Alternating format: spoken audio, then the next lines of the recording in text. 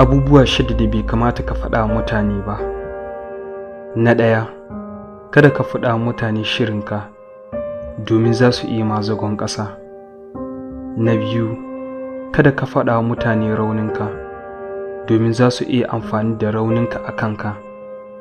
Na 3, kada ka faɗa wa mutane gazawarka domin ko da yaushe za su ganka a matsayin mai gazawa kuma ba za su taɓa baka dama ba.